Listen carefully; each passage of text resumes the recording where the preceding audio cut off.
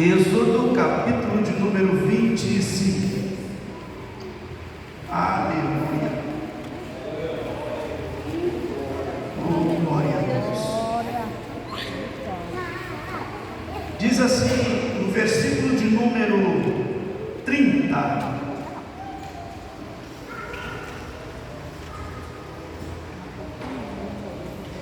E sobre a mesa porás o pão da proposição perante a minha face continuamente. Amém. Apenas esse versículo. Meus queridos irmãos, quando o Senhor Deus ordenou a feitura do tabernáculo, Ele exigiu uma mobília que era composta de 7 peças. No tabernáculo teria que ter a arca da aliança, o altar do holocausto, o altar de incenso, o candelabro, a mesa dos pães e o lavatório. Eu não vou falar sobre as 7 peças, porque Deus colocou no meu coração nesta noite para nós falarmos apenas de uma destas peças. E a peça que nós vamos tratar nesta noite é a mesa da preposição. Detalhista e perfeito como só o Senhor Deus Ele não deixou passar nenhum item, nenhum detalhe. Ele escolheu a madeira, determinou as medidas, exigiu a cobertura e ainda os suportes e a forma exata desta mesa ser transportada. E para que a mesa não ficasse vazia, exigiu que sobre ela fosse colocados pães da proposição perpetuamente. Quando nós estamos estudando a Bíblia Sagrada, nós vamos encontrar que ela fala de várias espécies de madeira. E quando nós fazemos uma análise mais profunda, nós vamos encontrar que cada tipo de madeira tem um significado muito especial. Por exemplo, quando a Bíblia fala de carvalho, ela fala de renovo. Quando a Bíblia fala de romano, ela fala de remédio. Quando a Bíblia fala de videira, ela fala de alegria. Quando ela fala de mostarda, ela fala de crescimento. Quando ela fala de cedro, ela fala de fortaleza. Quando ela fala da figueira, ela fala de comunhão. Quando ela fala da oliveira, ela está tratando de unção.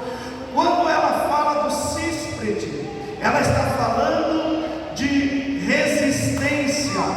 Agora, tem uma madeira, e aqui é que nós vamos tratar nesta noite, que é toda especial e que parece conosco, que é a acácia. A acácia é a única madeira que temos 2 significados para ela. A acácia fala de flexibilidade e fala de durabilidade, ou seja, é uma madeira que é flexível, você pode fazer com ela o que você bem entender, e ao mesmo tempo é uma madeira que é resistente. Só para nós termos um pouquinho de conhecimento, existem mais ou menos 3.000 qualidades de arbustos e árvores deste gênero, a acácia. E segundo os historiadores bíblicos, a acácia em que o texto sagrado fala é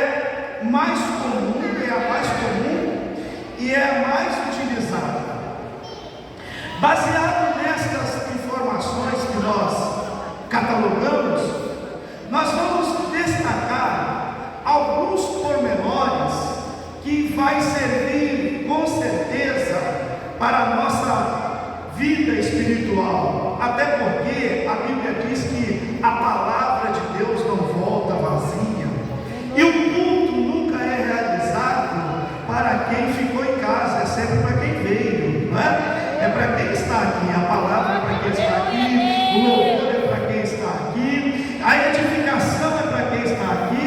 Então a gente nem pensa em quem não veio nesse sentido, porque aqueles que foram movidos pelo Espírito de Deus para chegar aqui, com certeza já estamos recebendo da parte de Deus, porque a recepção da parte de Deus, ela não começa quando nós chegamos na igreja, ela começa quando nós colocamos no nosso coração o desejo de cultuar ao nome do Senhor.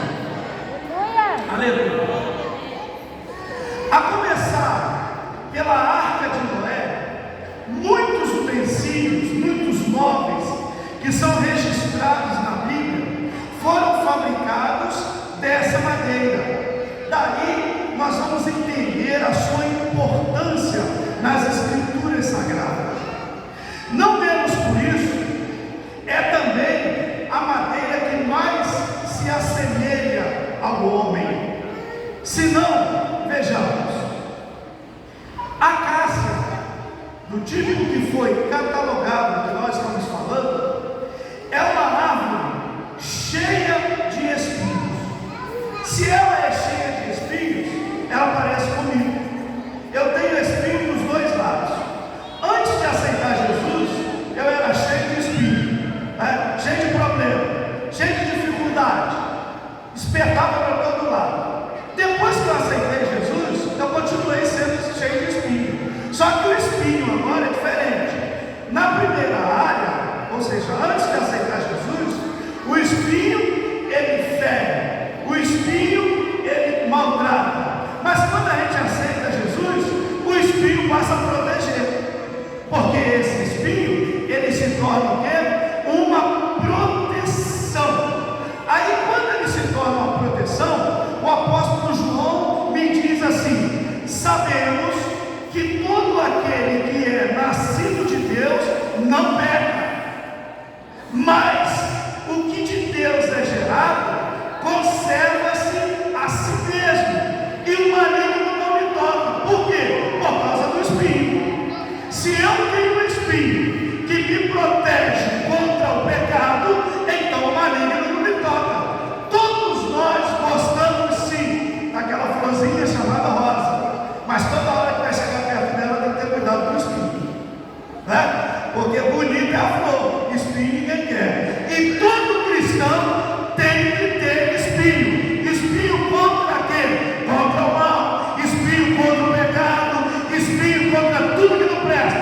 Quando o diabo olha para mim e diz: eu não posso chegar perto do Melquisedeque, porque o Melquisedeque está cheio de espinho, e esses espinhos não dá para chegar lá.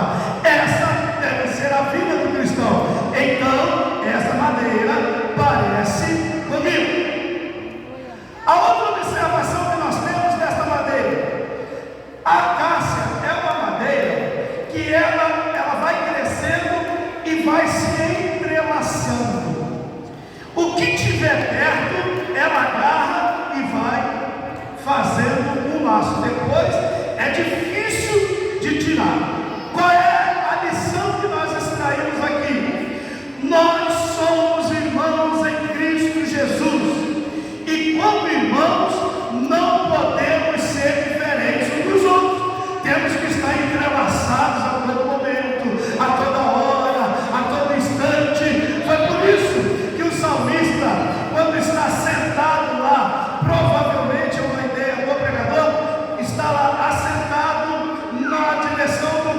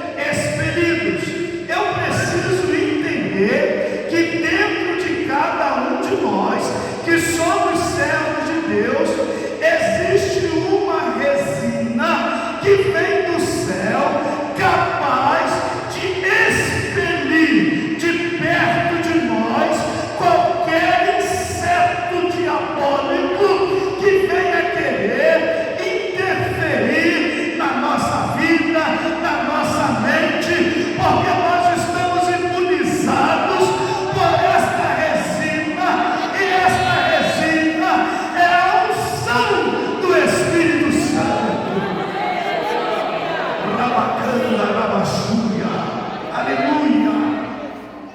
Estava ouvindo aqui os apelos que o nosso pastor fez, o nosso presidente fez também, orar pelas nossas crianças. E aí está escrito: ensina a criança o caminho em que deve andar, e ainda quando crescer, não desviará dele. Este caminho eu vou traduzir nesta noite por esta resina. Coloque esta resina no coração do seu filho, ore por ele, caminhe com ele, ande com ele, abençoe ele, aleluia. Inseto nenhum vai ter poder de entrar na vida dos nossos filhos. Aleluia. Eu sou filho de pastor. Quando eu nasci, meu pai já era missionário. Mas eu tive um dia de aceitar Jesus. 7 anos de idade, mais ou menos. Eu acompanhava eu sou o filho mais velho. Eu acompanhava meu pai para todos os lados.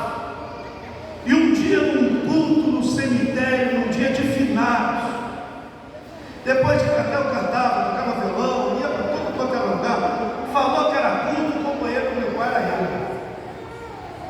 No interior de Minas, meu pai foi fundador de muitas igrejas lá no interior de Minas. E aí, lá no cemitério, emprestaram o túmulo mais bonito que tinha lá dentro, para que serviço de culto. E aí, meu pai começou a pregar, pregou, e um dia, uma hora ele foi fazer o convite e falou: um dia esses túmulos vão se abrir e quem está aí dentro vai ter que prestar conta do que fez, se foi bem ou se foi mal. E aí começou a falar dentro do meu coração: que conta você tem para prestar? O que você vai falar? Qual vai ser a sua prestação de conta? E eu fiquei pensando, eu dentro daquele túmulo lá, morto, Jesus vem, aí vem a ressurreição, eu ia ter que estar de frente com Jesus, e o que eu ia falar? Não tinha nada para falar. E aí meu pai perguntou: quem quer aceitar Jesus como Salvador? Eu já tinha cantado muito, já tinha feito a minha parte, e eu levantei a mão. Meu pai olhou para mim: quem quer aceitar Jesus como Salvador? E eu estou com a mão levantada. Tem alguém que quer aceitar Jesus? E eu estou com a mão para cima. Até que ninguém levantou e disse assim: é o Melquisedeque que está aceitando, vamos orar pelo Melquisedeque. Quando ele falou Melquisedeque está aceitando, parou aquela voz no meu coração, e eu entendi que quando o túmulo abrisse, eu teria sim alguma coisa para prestar. Aleluia!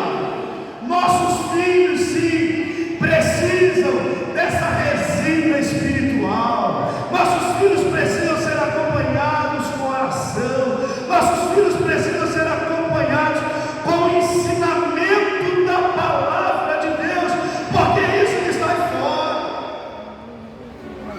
Aleluia, Deus. Numa das nossas viagens missionárias, aqui no estado do Pará, no interior, eu não falo o nome da cidade, daqui a pouco vocês vão entender por quê. Eu fui preso, pastor, um dia e uma noite, para depois pregar. Eu ia pregar no aniversário da cidade, em praça pública, a convite do prefeito da cidade, mas por causa da politicagem, da política lá, eu fui preso dentro da selva amazônica, um dia e uma noite, guardado por 4 jagunços, homens de segurança, até que me liberaram para voltar para a cidade.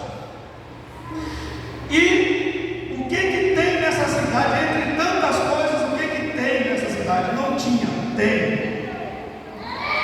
As crianças nessa cidade, 90% do comando da cidade é o islamismo. E o que eles fazem? Eles adestram as crianças para suportar aquela pressão. Não tem aquelas crianças que vão com bomba no corpo? Eles são adestrados para isso. Não está longe daqui não, é aqui no Brasil. E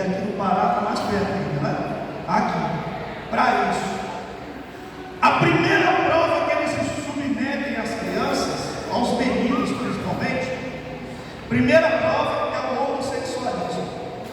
Eles induzem a criança ao homossexualismo. Se ele aguentar isso aí, ele está pronto para ser um soldado. Mas se na hora que eles colocarem ele à prova, depois que ele é induzido, depois que ele pratica o ato, ele começar a chorar, eles sabem o que eles fazem? Eles pegam essa criança e dizem para ele: agora não tem mais jeito, você tem que morrer. Eu vivi, presenciei, estive nessa cidade pregando a palavra de Deus. Estou contando para os irmãos terem uma ideia do que acontece. E dizem: não, lá, eu estou falando para cá, mas o Brasil não tem esse negócio. Aí você tem que morrer. Você não pode contar para o seu pai, não pode contar para ninguém. Você tem que morrer. O que eles fazem? Eles compram uma caixa de sopa de vender picolé, dão um dinheirinho para ele comprar o picolé, a criança compra o picolé, vende o picolé com o dinheiro que ele ganha. Ele compra uma corda, e são de 2 a 3 suicídios de criança por semana.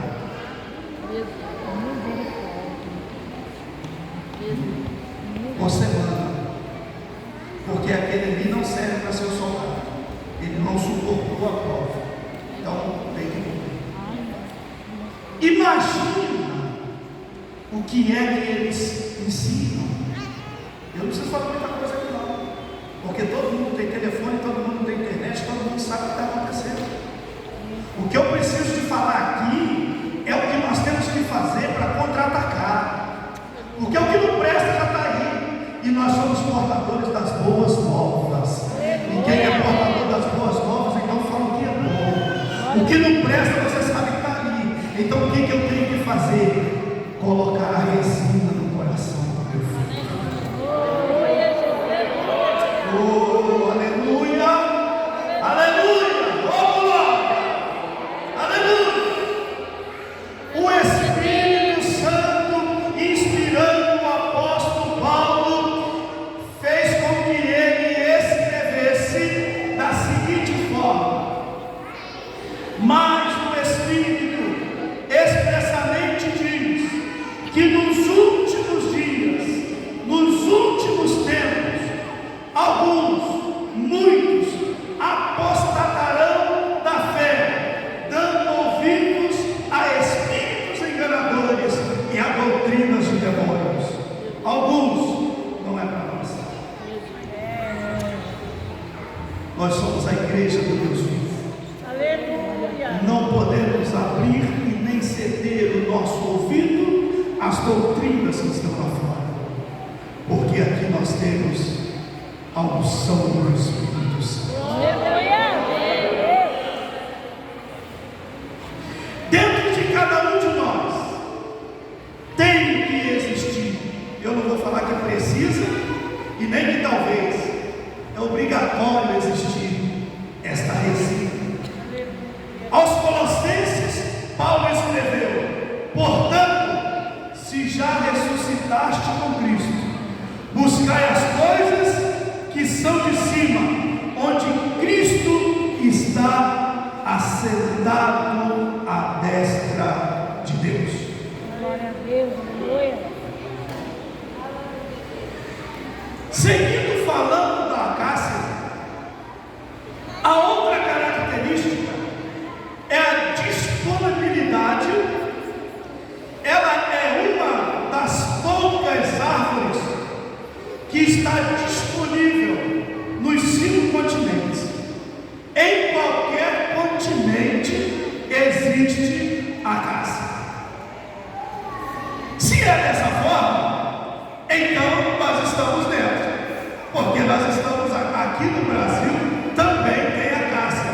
E se eu trouxer a acácia para o meu lado, como eu disse que ela é a que mais se assemelha ao homem, eu sou essa maneira. Estou aqui diante de Deus. Aleluia! Glória a Deus! Apocalipse no capítulo 7.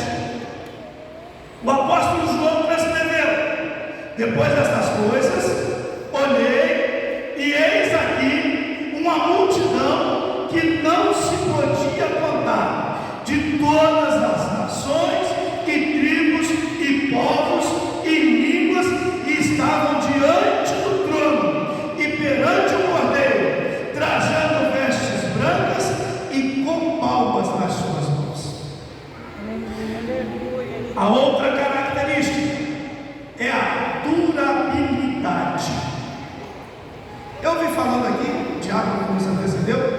ele disse que esta igreja que nós servimos, que não é a Assembleia de Deus, que não é a Batista, que não é a Metodista, que não é a cristã, é a igreja do Deus vivo, né? Esta que é a igreja, aleluia, glória a Deus. Esta igreja já tentaram acabar com ela, mas como ela tem um dono, e esse dono é quem conserva ela, pode querer matar, pode querer acabar. As irmãs cantaram aqui que nós somos fruto do sangue daqueles que creram e ficaram fiéis, e hoje estamos aqui. Então está aí a durabilidade desta árvore, ou desta madeira. Aleluia!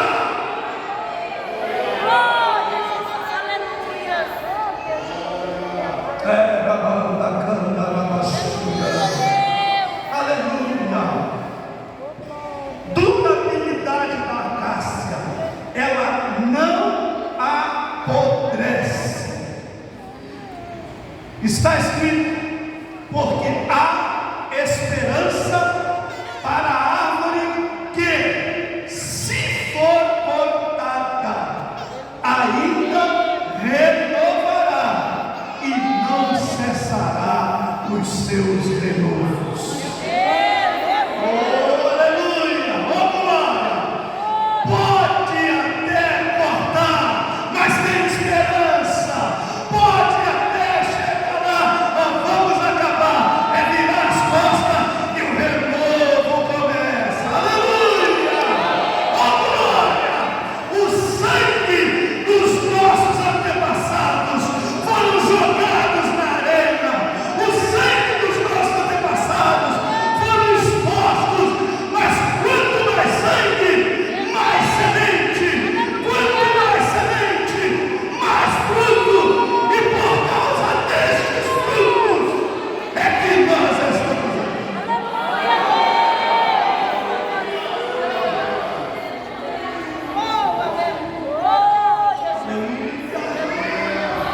Onde racha rabacanda rabanduia, uremanda rabacanda rabamais. Aleluia, aleluia. Ninguém mata esta árvore, ninguém mata esta semente, porque ela tem um poder, aleluia, um poder inconfundível, incomparável, inexplicável de renovo.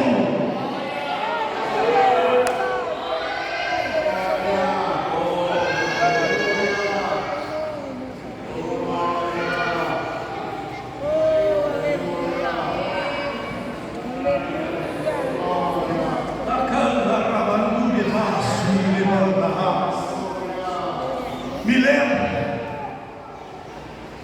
de uma pessoa na cidade de Divino, Minas Gerais, onde eu nasci, onde meu pai foi fundador do trabalho. Esta pessoa não gostava de crente, não. E ele tinha uma função, ele era varredor da rua. E a rua que ele varria era a rua da igreja. E o que ele fazia? Ele vinha varrendo, quando chegava em frente à igreja, ele atravessava para o outro lado, varria para o outro lado, deixava a porta da igreja suja. Isso ele fez por alguns tempos. Segundo ele, estava contribuindo para que aquela igreja do Pentecoste acabasse na cidade. Um dia, a igreja que estava em construção, e aquele homem veio varrendo a rua. Quando ele foi se aproximando da hora de atravessar para o outro lado, ele sentiu uma forte dor de cabeça. E ele teve a sensação que ia morrer. E aí ele parou, com muito medo de morrer, até porque não tinha esperança nenhuma. Ele com medo de morrer, ele foi lá no monte de areia, fincou o cabo da vassoura e falou: se é verdade que o Deus desses crentes cura, eu quero ser curado agora. Oh, glória, aleluia. Oh, aleluia. Você já está dando branco, você já sabe o que aconteceu. Imediatamente aquele homem foi curado. Oh, glória a Deus. Ele largou a vassoura fincada no monte de areia e foi na minha casa. Aleluia. Chegou lá, seu Darcy, meu pai. Eu sempre persegui a igreja de vocês. E sempre trabalhei para acabar com essa igreja.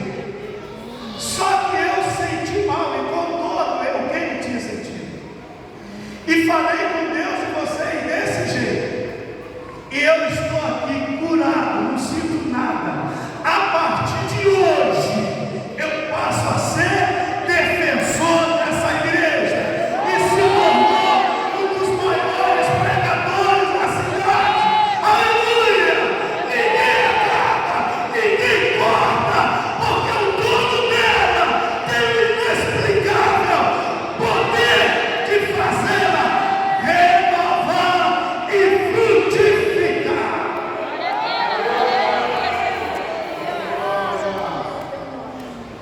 Aleluia. Aleluia.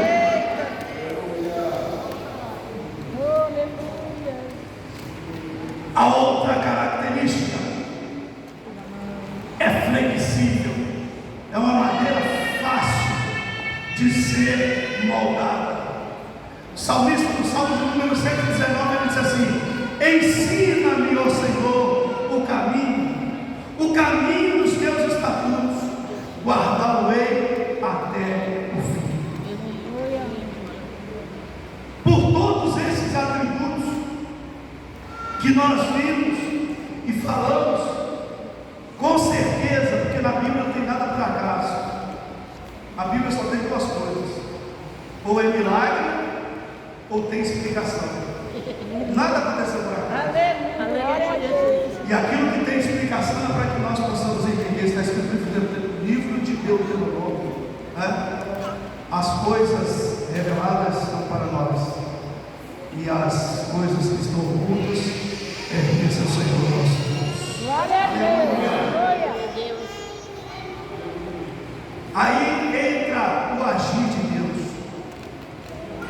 Como fazer a mesa? Como fazer? Eu tenho mais 5 minutos para encerrar e vou encerrar aqui nesses minutos. Pode ficar tranquilo que hoje, antes da meia-noite, o pastor da mesa apostólica. Glória a Deus. Aleluia. Observamos que a acácia é uma madeira então de fácil manejo, de fácil condução. E eu disse que ela se assemelha ao homem. Então, como fazer esta mesa? A acácia, ela tem uns nozinhos, né? Cada pedacinho faz aqueles gomos, eles são pequenos.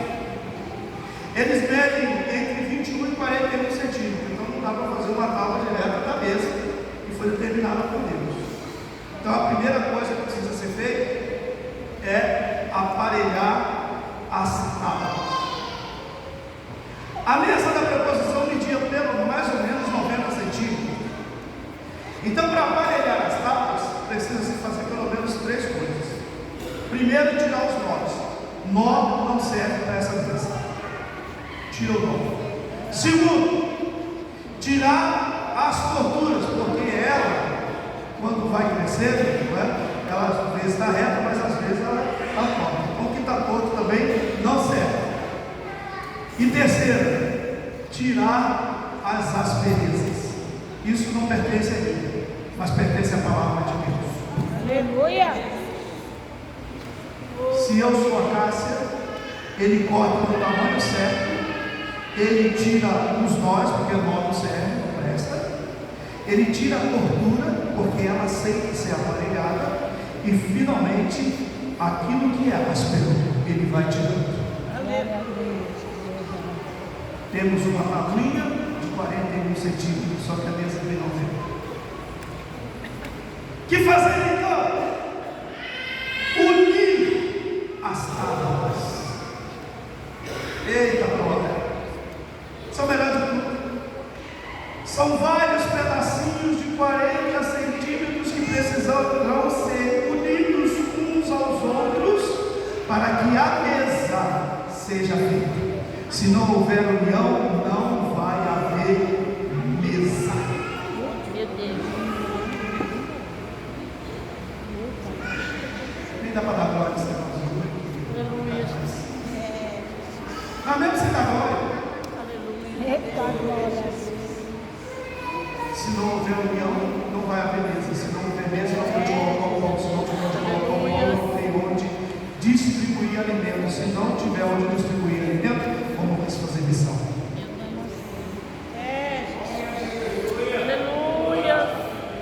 Deus de poder. Aleluia. Eita, Deus de poder.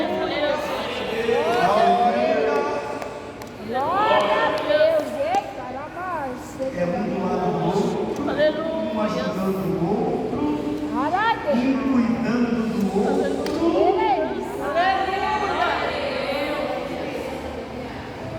para que a mesa fique pronta. Glória a Deus. É bacana demais. Eita, papai está falando. Aleluia. Só que eu estou falando de madeira, estou falando de mesa, estou falando de união de madeira. Meus irmãos, vamos voltar e pensar para que serve madeira.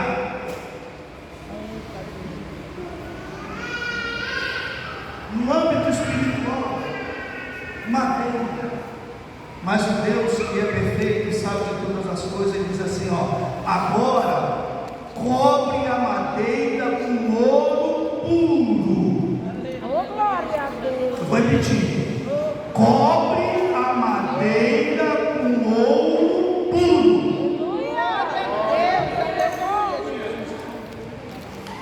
Aproveita e faz uma coroa de ouro para colocar em volta da mesa. Ou seja, quando você coloca a coroa e volta uma coroa aqui, uma coroa aqui, uma coroa aqui, você fechou, selou e pronto, acabou. O que quer dizer isso para nós? E eu estou encerrando a mensagem. Ouro na Bíblia significa brilhante, riqueza, separado, tesouro, armazém dourado, o melhor bem, tudo que é de bom e até o próprio Deus. Ouro. Madeira, mesa sem revestimento não serve para nada. Aleluia. Mesa sem revestimento não serve para nada. Mas se ela for revestida, eu vou dar glória. Mas quando você entender, você dá. Se ela for revestida com ouro, aleluia, aí não é uma mesa qualquer, aleluia, aí não é uma mesa qualquer. O que o Espírito de Deus está me falando nesta noite, através da sua palavra, todos nós aqui somos uma madeira, ou uma madeira de acácia, que foi aparelhada, que foi preparada, que foi unida, que foi juntada, mas o que faz, aleluia, a essência, o que dá o valor a esta mesa é o revestimento.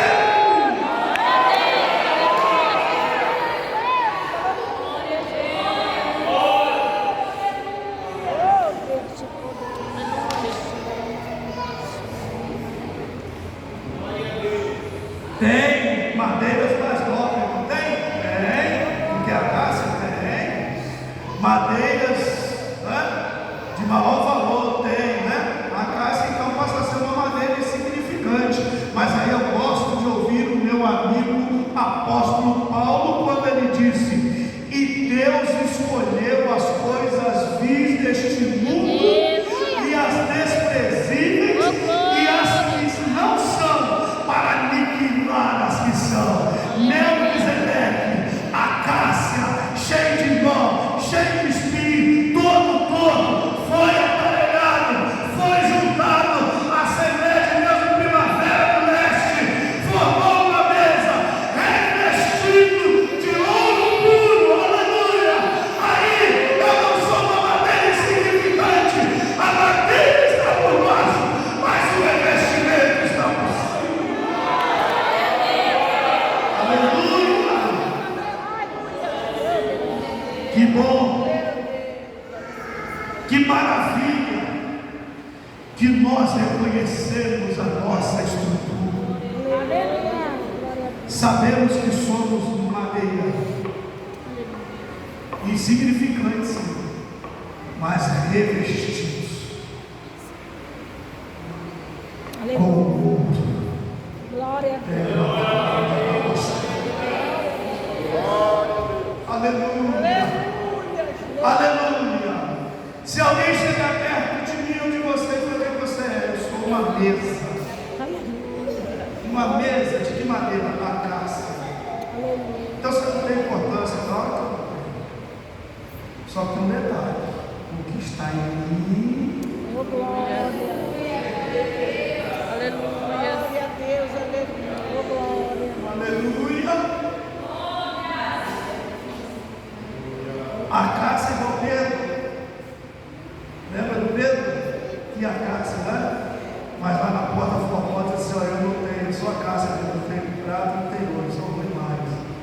Mas o que eu tenho. Oh, glória a Deus. Aleluia. Glória a Deus.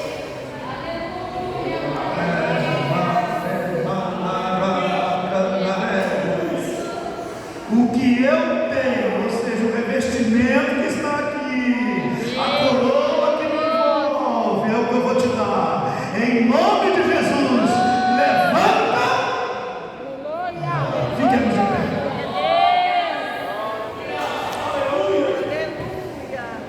Oh, glória. Onde estão as madeiras? As madeiras.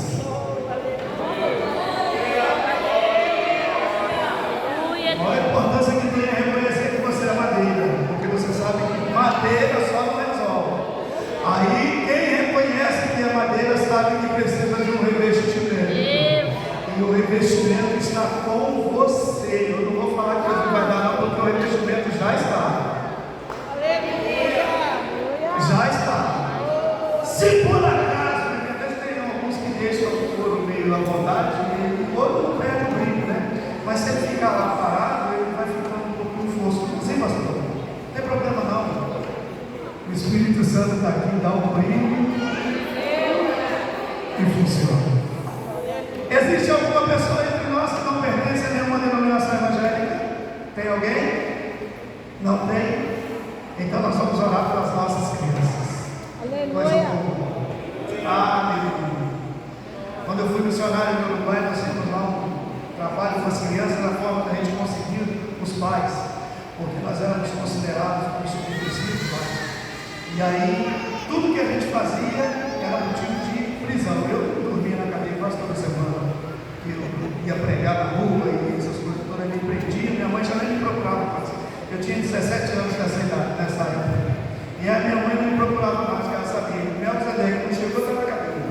Eu ficava preso lá, até o outro dia de manhã, quando era 6 horas, ele me soltava lá na casa de volta. Mas a gente não deixou de fazer o trabalho do Senhor. Nós vamos orar pelas nossas crianças, com ordem do nosso pastor. Quero convidar as crianças aqui à frente, todas as crianças que posso dizer, todas as crianças que parecem comigo. Agora eu vou mudar aqui um pouquinho a fala, né? Vamos ver, quem parece comigo aqui? Hã? Quem? Você parece? Não? Vamos orar. Pastor. O meu irmão foi perguntado. Tati. Glória a Deus. Glória. Quem é a esposa do pastor? É a senhora? Nós temos uma orientação também para que a senhora pudesse orar por favor das irmãs que estão grávidas, né? Nós vamos orar por essas crianças. Eu teria muita coisa para falar hoje. Eu estou muito emocionado. Porque a primeira vez, pastor, eu preguei, eu tinha 7 anos de idade.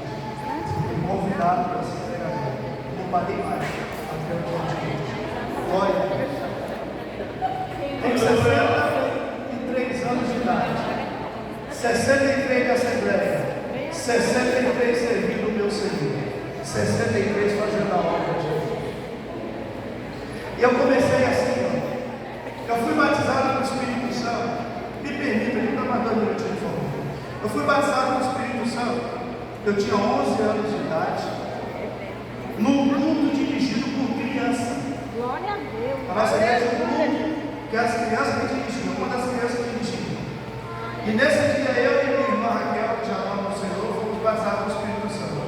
Eu fui mais devagar, fiquei lá no meu cantinho, mas a Raquel rodou a igreja toda de joelho, passou debaixo do banco por cima do banco. Levamos Raquel para casa, 3 dias depois, quando ela voltou para a igreja, continuou do mesmo jeito, buscou o negócio do Espírito.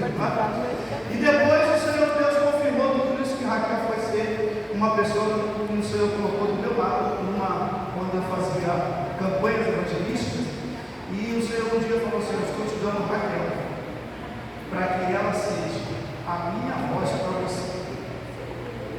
Os irmãos têm uma ideia, Raquel foi transportada pelo Espírito Santo da casa dela, da minha casa, da casa dela, é uma distância de mais ou menos aí uns 45 minutos caminhando. E o Senhor precisava falar comigo, e me transportou Raquel. Raquel chegou na minha porta, bateu, e ela falou: olha, o que você está fazendo nessa hora? É Jesus mandando vir aqui falar com você. Deixa eu ter uma cruzada evangelista numa cara, e precisava de Deus que queria falar comigo algumas coisas. E aí ele mandou Raquel. E o Senhor mandou falar algumas coisas para você. Ela foi todo ano, Tá com ele. está aqui, o trabalho que você realizado. E eu falei: como é que você chegou? Você veio de onde? Eu falei: de Deus me trouxe. Eu fiquei de boca aberta. Porque isso eu sou conhecida na história de Elias. Eu disse: silêncio, que é negócio? O Espírito de Deus me trouxe. Eu falei: tá bom. Então vamos colocar. Falou, oramos. Eu falei: vou te dar um dia para passar para você pegar o carro. Ela falou: vou esperar aqui na sua porta, que eu vou te passar, vou esperar. E aí Raquel saiu, foi para a porta do Morro do Monte, porta da minha casa. E quando eu vou pegar o dinheiro, quando eu volto, não tem mais Raquel. O Espírito Santo é a minha testemunha de tudo que eu estou falando. Aleluia, Jesus. Eu procurei Raquel, andei para lá, não tinha Raquel, andei para cá, não tinha Raquel, cadê Raquel? Peguei uma bicicleta que eu tinha lá, falei: não vou atrás da Raquel, porque ela não tinha dinheiro para passar, então ela foi a pé. E eu vou atrás dela. Peguei a bicicleta e saí do caminho que ela tinha para ir. Fui. Quando eu chego na casa da Raquel, a Raquel estava lavando roupa, como se estivesse acontecendo na frente. O que foi? Você vê de quê? O mesmo Espírito que me levou.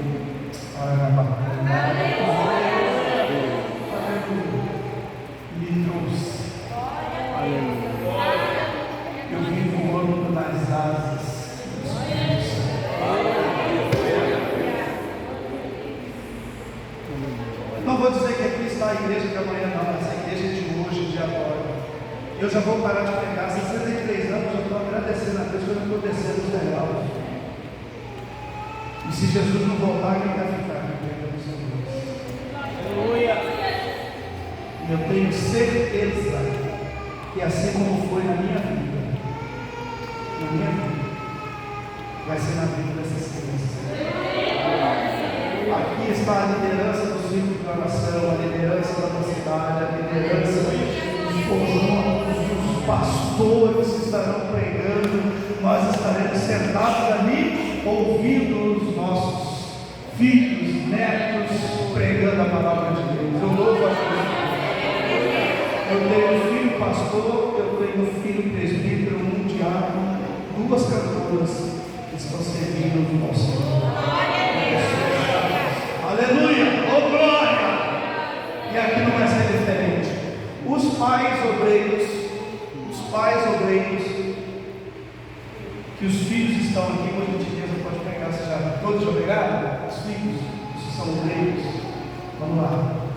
Os pais que são obreiros. Não tem bênção maior do que a bênção do pai. O pastor ora, concorda comigo, pastor?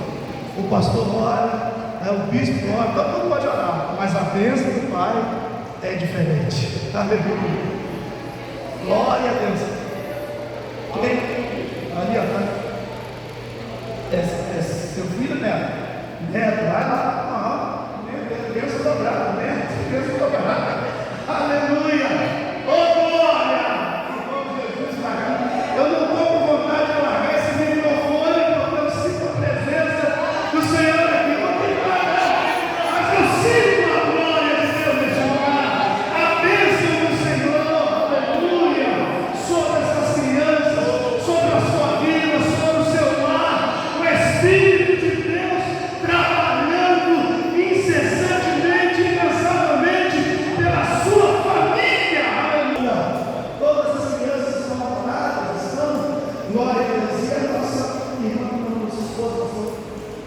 E irmã Rita, pastora Rita, vai abençoar o ventre da irmã que já está. Olha, que bênção do céu, é muita bênção, né? Vamos orar, senão não sai daqui, eu tenho que viajar. Tem mais crianças aí. Eu vejo aqui, não pode ficar nenhuma criança sozinha. Está grávida aqui, irmã? Vem cá, por favor. Isso. Oh, Jesus do céu, aleluia. Aqui na frente, aqui do lado da esposa do pastor. São só duas grávidas. Hoje, a irmã, mais crianças para ser. Fica com medo delas assim, é como uma certa pessoa. Glória a Deus, aleluia. Querido Deus, como é bom estar na tua presença. Obrigada, Jesus. Como é bom fazer a tua obra, Pai. E neste momento tão especial, que nós estamos reunidos aqui, atendendo a ordem do teu servo ungido deste ministério, pastor Eurico, e também sobre o pastor Hélio, que é o dirigente desta igreja. Estamos entendendo nessa hora o carinho e o cuidado que o Senhor tem pelas famílias. Diante dos ataques satânicos que têm vindo para desfazer, para desvirtuar aquilo que tu fizeste criaste. O teu Santo Espírito nos orienta nessa noite, através da intercessão e da liberdade que o Senhor nos dá para entrarmos direto ao santuário e interceder não só pelas nossas famílias, como em especial pelos nossos filhos. Obrigado pelos que tu me deste, Senhor, que são distantes, mas estão te servindo. Mas esta noite a nossa oração é por essas crianças que estão aqui no colo dos seus pais, dos seus avós, que estão sendo amparados, ó Deus, através da proteção do teu Santo Espírito. Que a unção que tu tens derramado sobre este lugar e que está sobre a vida de cada pai aqui, Senhor, seja transmitida aos seus filhos, que eles possam ser criados no temor da tua palavra, e amanhã o inferno se abalar pela tua presença na vida de cada um deles. Ajuda-nos, as tuas servas que estão no período de gestação, a tua serva está em tuas mãos, o milagre da vida te pertence, ainda que os homens queiram saber muita coisa, mas o Senhor sabe de tudo, e nós pedimos a tua bênção e a tua proteção pelas suas filhas, para que elas possam, Senhor, estar em paz, estar bem, para o momento da chegada dos seus filhos a este mundo. Aceita a nossa oração, Deus, em